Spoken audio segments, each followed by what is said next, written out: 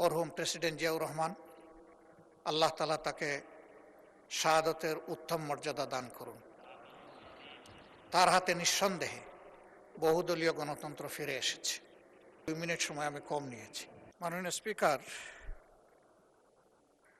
আমাদের এই অঞ্চল দুইবার স্বাধীন হয়েছে। 47-এ একবার, 23 বছর পরে আবার মহান মুক্তিযুদ্ধের মধ্য দিয়ে দ্বিতীয়বার। আমি মহান মুক্তিযুদ্ধে যারা দেশ এবং জাতির জন্য বীরত্বপূর্ণ ভূমিকা রেখে লড়াই করেছিলেন, তাদের সকলের প্রতি গভীর শ্রদ্ধা নিবেদন করছি। বিরোধী দলের নেতা 10 মিনিটের মধ্যে শেষ করুন। 10 মিনিট। সরি, 10 মিনিট। Thank you. মাননীয় স্পিকার,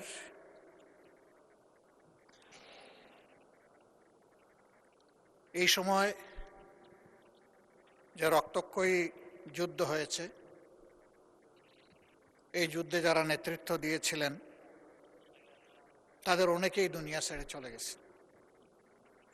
আমি তাদের সকলের আত্মার মাগফিরাত কামনা করছি এবং আল্লাহ তাআলার দরবারে আল্লাহ যাতে তাদেরকে শহীদ হিসাবে কবুল করেন সেই জন্য দোয়া করছি।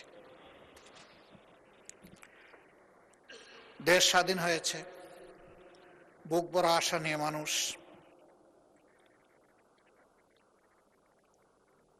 চেয়েছিল যে এই দেশটা একটা মানবিক দেশ হবে, সমাজের সর্বক্ষেত্রে ন্যায় বিচার সুপ্রতিষ্ঠিত হবে এবং মানুষ শান্তিতে বসবাস করতে পারবে। কিন্তু স্বাধীনতার পরে অনেকটা হয়েছিল তার পুরোটাই উল্টা। মানুষের ম্যান্ডেটকে অস্বীকার করার কারণে যে যুদ্ধটি অনিবার্য হয়ে উঠেছিল, জনগণের রায়কে সম্মান দেখাতে ব্যর্থ হওয়ার কারণে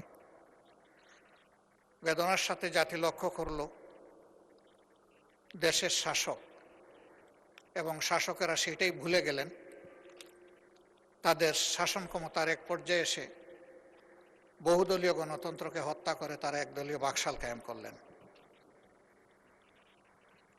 এই বাকশাল কায়েমের ইতিহাসও খুব বেদনাদায়ক। সংসদে আমি জানি না 73-এর যে সংসদ গঠিত হয়েছিল, আজকের এই সংসদে সেই রকম কোনো সদস্য উপস্থিত আছেন কিনা আমার ধারণা নেই। এই সংসদ মাত্র 7 মিনিট আলোচনা করে বহুদলীয় গণতন্ত্রকে হত্যা করেছিল এবং একদলীয় বাকশালের জন্ম দিয়েছিল। এর মধ্য দিয়ে দেশের তখনকার বিদ্যমান সবগুলা রাজনৈতিক দলকে নিষিদ্ধ ঘোষণা করা হয়েছিল। এমনকি আওয়ামী লীগ এতটা বেপরোয়া হয়েছিল যে আওয়ামী লীগ নামে তারা নির্বাচন করে 70 এবং 73 সালে ক্ষমতায় আসলো, তারা স্বয়ং আওয়ামী লীগকেও নিষিদ্ধ ঘোষণা করল। 75-এর পট পরিবর্তনের পর ক্ষমতার ধারাবাহিকতায়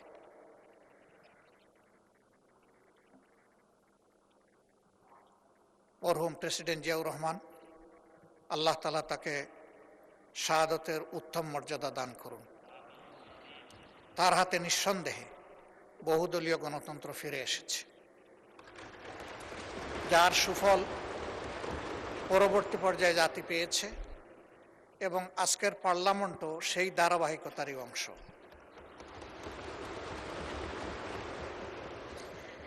তিনি জনগণের মনের ভাষা পড়তে পেরেছিলেন। এই জন্যে তাকে যখন নির্মমভাবে খুন করা হলো, তখন দুনিয়া থেকে বিদায় নেওয়ার সময় তিনি ইতিহাসের বিরল সম্মান নিয়ে বিদায় নিয়েছিলেন। আমরা তখন মেডিকেল কলেজের ছাত্র, আমরা দেখি নাই উনি কোন দলকে প্রতিনিধিত্ব করতেন। আমরা দেখেছি উনি জনগণের ভালোবাসার প্রেসিডেন্ট ছিলেন। এই জন্য আমরা দলমতের ঊর্ধ্বে উঠে সবাই মিলেমিশেই সেদিন আমরা কি করতে পারবো? একটু কোরআন খতম করেছি, চোখের পানি দিয়ে তার জন্য দোয়া করেছি।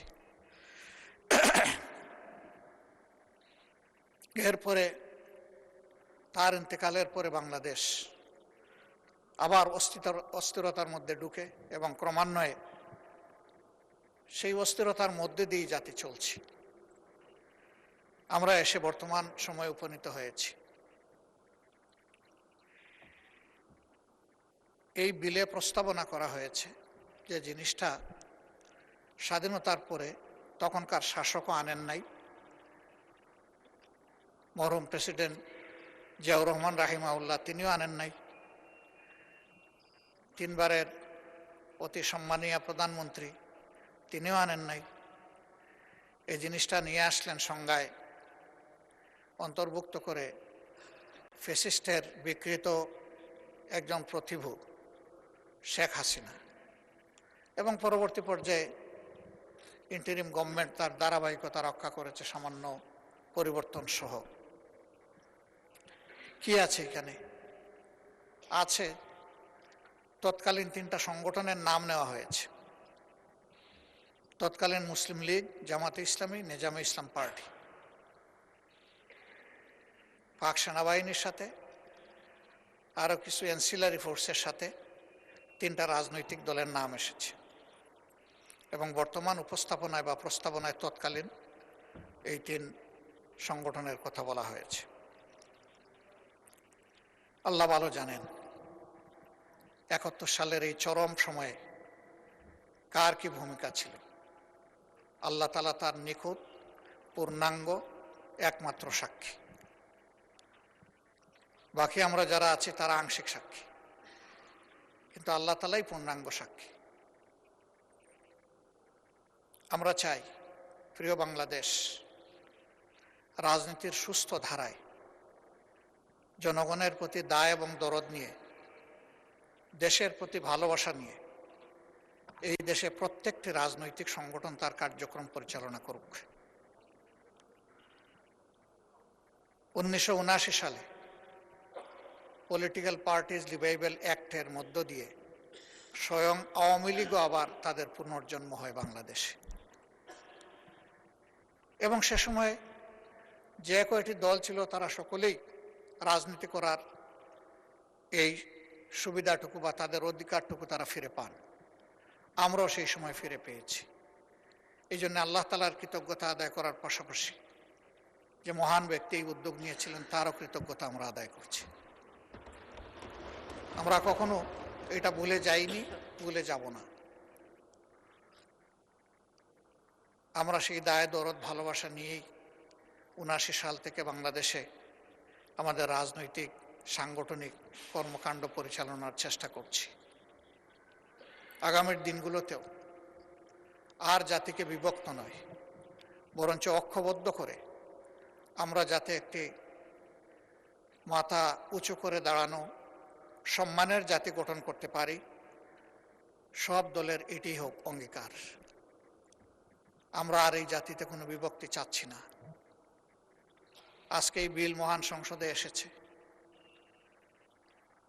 এই কয়টি সংক্ষিপ্ত কথা বলে আমি পরম সম্মানিত এই মহান সংসদের উপর এর ভার ন্যস্ত করে আমার কথা আমি এখানেই শেষ করছি। ধন্যবাদ মাননীয় স্পিকার, আমাকে সময় দেওয়ার জন্য। 2 মিনিট সময় আমি কম নিয়েছি। ধন্যবাদ।